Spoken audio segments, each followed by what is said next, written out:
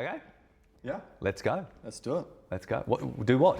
A podcast. Let's do a podcast. Why are you making me do a podcast? Oh, if there's not enough of anything around the world right now, there's not enough podcasting Can always do going with on. more. That's good. Always do with more. First introductions. Chad Mansbridge. Yeah, but people know that. This is on my social media. Introduce me. Hi then. everyone, Chad Mansbridge. This is Jesse Thank you. Mansbridge. Hi. Yeah, Lovely. The most important, the anchor, Yes. holding the whole interview together. The first son.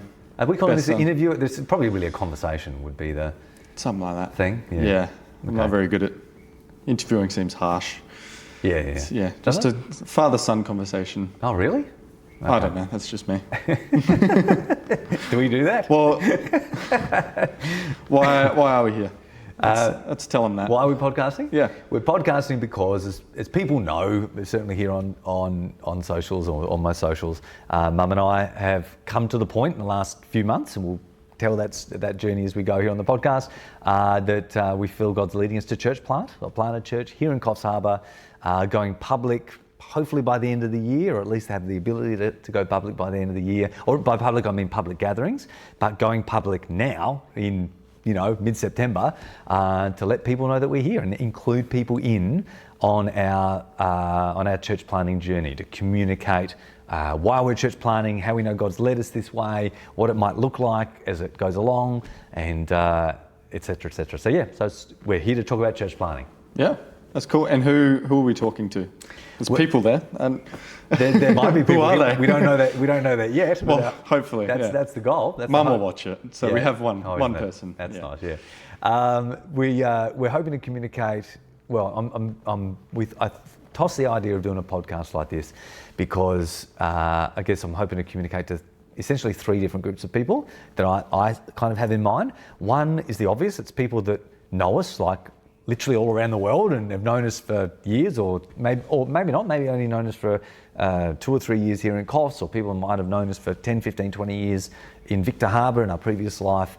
People might even know us from further afield. There'll be people watching this or listening to this that we know all over all over Asia, Southeast Asia. I was just in the Philippines recently. There'll be Filipinos watching this, people in New Zealand, South Africa, America, and Europe, people who in a sense are familiar with us and certainly our ministry life. And that's, basically what my social media is. It's sort of a focus on our ministry aspect of our life. So I'm wanting to let those people know that we're church planting. It's, people are always asking us, what's your latest? What are you doing? What does ministry look like?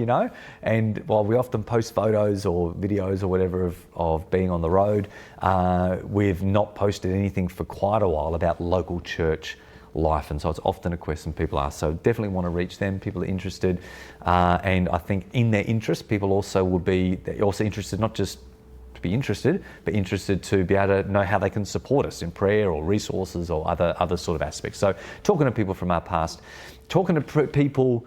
I'll go to the third group next. In our future, and this might sound a little bit strange, but there will be people listening to this podcast who are literally listening to this in the year 2030 or 2035, or God knows, maybe 2040. Scary to think about. Yeah. Unless AI has taken over the world and podcasts, assuming podcasts still exist in the future, then yeah, there'll be people listening to this in the future who are part of our church, whatever this church is. There's no name yet, right? It's just, that's the church. The church planning, whatever we're doing, that the people will have joined us. They'll understand that this church has some history, and they'll want to know some of that history. We'll be able to direct them back to these podcasts and go, basically, we have a digital record of our history, literally from day one. Before we even started gathering, we podcasted. So I think that'll be our story. But the second group of people, the sort of middle group of people we want to reach, not just people from our past or people from our future, but people in our present, like who right now are here in Coffs Harbour, listening to this, and we don't even know who they are. They've received this podcast or this video or whatever because a friend shared it with them. Maybe it's come up on their algorithm. Most likely it's because it's been shared. But they, like us, or like me and Mum, when I say us, I don't include you, it's really me and your mum. But they, like us, have found themselves in a bit of a wilderness season or a corridor, which is my preferred term at the moment, season in regard to church life. That they've just found either themselves not a fit for whatever reason. They have not been involved or heavily involved or throwing themselves into local church as they know they have in the past, but really want to. And they just know that they're looking for something not better than, but just different too. And it is possible that the kind of DNA and values and modus operandi and mindset around ministry that me and Mum carry, or maybe just in our grace and in our giftings, or something in the spirit that will resonate with those people that they just haven't found that resonance before. And so in a sense, it's like letting the community know, and let me just say, the Christian community, like this is not, people following my social media, because it really is ministry media, I'm not, I'm not communicating this to, primarily I'm not thinking about pre-churched people that don't walk with Jesus here in Coffs. That's certainly people on our heart that we love and cherish, but I'll be speaking the language, the Christian language of people who want to be a part of a local church. And this podcasting, bro, it's honestly just a platform, isn't it? It's just a way of reaching them to say we're here, or at least we will be here. We are making steps toward being here, towards having public times of worship and gathering. And we want people to be able to hear about that, to find out a little bit about who we are first. We don't have a church name, so we don't have a website. We don't have a set out vision or value statement. We just have us with a call from God, with a history of credibility behind us. We have a vision and a passion and a calling and friendships, and we want to provide an opportunity for God to bring people together, and podcasting just seemed to be a good way to do that. Gone are the days where you put an advertisement in a newspaper, for example, say new church in town, meeting at this hall, 10 o'clock, A-frame sign out the front. We did that 24 years ago. I don't think that's the way to do it right now, and podcasting was just the best way. So that's who I'm also speaking to, people who may be de-churched Christians or out of church people who want to find a church home and tribe again. So we've talked, that's the what this podcast is. What's the why? And why now? 3 years into moving to Coffs, we moved almost 3 years ago to the day. We moved 3 years ago. You mean why plant a church now? Yeah. 3 years in? Yeah. Wow. Well, that's another whole. That's an episode, isn't it? That's the story. I guess to know that you need to understand. We need to take a step back and look at our journey. So you're right. We've been in Coffs now. Our whole family's been in Coffs now. The Mansbridge family for 3 years. Literally mid-September, the 18th of September. 3 years ago, 2022, September 18, it was a Sunday. That was our farewell service when we farewelled the church that we'd planted at 23 years of age, led for 20 years. And we moved here to Coffs because God told us to. And that's it. And anybody, or any Christians at least, that have asked us our story, why are you here in Coffs? Why have you moved here? That's it. That's our story. God spoke to us, And at the time, he did not give us an assignment. Like, we didn't come with a clear,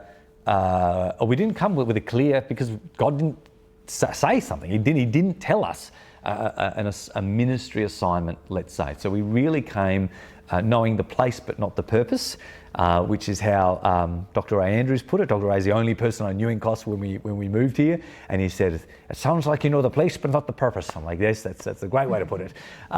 So we knew the place but not the purpose, but we knew that purpose. Therefore, that's why we didn't plant a church when we moved here. To plant a church, you really need to hear God. It needs to be a very clear call and a sense of grace on it. And even the funny thing is, moving here, we had two different opportunities to be part of church plants in Coffs. As coincidence would have it, we actually had long-term friends from Sydney, Finney and Izzy, we've been friends with for like 25 years. Literally, Finney is on the board of our old church, right? So very close with them, ministered together many times. Months before we moved to Coffs, they felt to start a worship night here. And they were doing that. It would have been the most natural and normal thing for us to sort of get on board with that group and to form a church out of that. We could have been the lead pastors of that, but we just didn't feel it right in the spirit. As much as everything looked like, wow, that's writings on the wall, no, it just wasn't what the Spirit was leading. And the second thing was that we had friends that we're now very close friends with Trent and Sarah from Muse Church, who we found out 2 weeks before we announced that we were leaving our church. They announced that they were leaving theirs to move to Coffs Harbour. Someone put us in contact. Lo and behold, we both share a similar, the same mentor figure, a guy called Nick Resky, who lives in Adelaide as part of the Acts Global Network. There was a relational connection there. They were planning a church. We were moving to Coffs. It was like, wow, could that be a church plant that we get on board with? And again, just in our spirit, it wasn't, we had no yes. Our yes came at Lifehouse Church. And so that's why when we moved to Coffs, we plugged into Lifehouse. There are a number of confirmations on that as to why we felt like that was a God thing, or while it was, not we felt, why it was the right thing for us to do. And it wasn't a given. We're not ACC people, and it wasn't like the natural choice. It was a God leading. And so when we moved here 3 years ago, long story short, we plugged into Lifehouse. We've been a happily part of that church for, well, at least until like pre-Easter, just before Easter this year, whenever that was, March or April, something like that. So for like, let's say 2.5 years, the first 2.5 years. But it was around about, well, it was a year ago. I started having conversations with Lottie, who's the senior pastor, as you know, but not everyone would know that. Started having conversations with the senior pastor because there was just an unsettledness that I was sensing, and I felt like they were sensing also. And I was just like, let's clear the air. Is there, what's going on? Let's just dialogue, because we're both very willing and able to engage in very frank dialogue. And it turns out that, that was a mutual feeling. There was like this, just an unsettledness between us. Oh, not between us, because that's actually a really important point to make. Nothing relational, nothing relational, just in the sense of a gelling for ministry partnership, to really work well together in ministry partnership, because that's what I'm after in ministry life. Not just participating in a church, like rocking up on a Sunday, but actually partnering in the gospel. And as much as we, exchanged friendship and exchanged communication, exchanged opportunity. Lottie invited me, I think probably 8 or 9 times over the 18 months. Every 2 to 3 months I was preaching in the pulpit, and many people know me from that. It's another reason that I'm very happy to have this conversation publicly and online, is because our ministry, or our place in that church, was very public and online. You can go on the YouTube channel today and find it there. And so, because we haven't been around the last, or since Easter, we also want people at Lifehouse to know we're well, we're okay, we're good, And there has been no relational breakdown. There has been no serious issue of anything that sometimes can happen when people leave a church, There's been none of the bad stuff. There's just a mutual understanding that we weren't gelling together well to have a long time working together partnership. One way to put that, you and I have talked about this before, is like Abraham and Lot. We're family, we're always family, had a great history, whatever, but they just realized that they got to a point where, we just can't work together. We can walk together in life. We're always family. We're joined in blood, but actually working together is just something we can't do. Let's just admit that and go our separate ways. Lottie's example, because I literally had coffee with him Thursday last week, September 11, and before we started doing any of this, and he said, the best example he can think of to illustrate this was that it is best for us it is better for the kingdom that we run our race in the same direction for the kingdom, but just in different lanes. And it's actually, we're just better suited to be in different lanes. And so that's sort of the realization we came to. And the fact is, as a lot of people know that listen to this, sometimes you can't tell if a partnership's going to work together unless you really give it a red hot go. There are certain things about church that are different, or churches that have distinctives that you can tell within a couple of weeks of attending on a Sunday. Oh yeah, that's different. That church does communion once a month. That church does communion once a week. Oh, okay. That church does, their worship expression looks more Bethel. That one looks more Hillsong. Okay, whatever. You can tell those little things. Some differences in church life you can't tell unless you are involved, like quite in depth. You're involved, as it were, behind the scenes, like in the machinations of the modus operandi, of the true sense of values and priorities, and the way that a church prefers, or a leadership, let's say, prefers to operate and wants to operate, and what's truly important.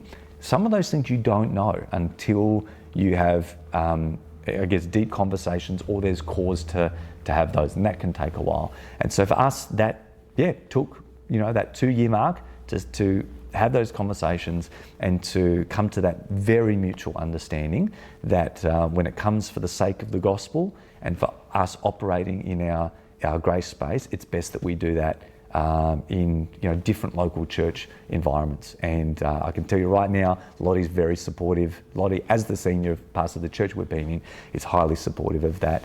And while that was a challenge, like, bro, I've got to admit, like, especially when God opens a door, and the prophetic word we actually got was the door of opportunity. And I might come back to this in a future episode, that word opportunity, remind me of that. But the right door of opportunity was Lifehouse. To know that only lasted two years was a struggle for me and for your mum, because a number of reasons, but one is we've never not been in local church before, and to come out from that door, so to speak, and to know it's okay, we've come out from that door, but to be back in the corridor again, where it's like, well, what do we do now? Since Easter has been a bit of a struggle, but thank God He is good and He's faithful, and He has spoken clearly about our next step forward, which is church planting. And so, that's part of you can't understand, I have to tell the story. You're right to ask. The story of the last 3 years of Coffs. Why are we planting down 3 years? Because in the last 2.5 years, that's been our journey.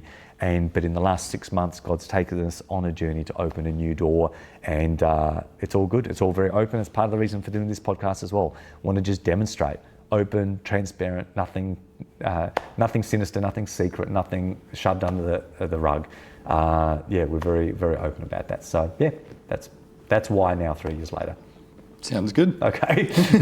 So the simple answer is why now? Because God's spoken, and that's the journey we've been on. So there you go. Part of the journey.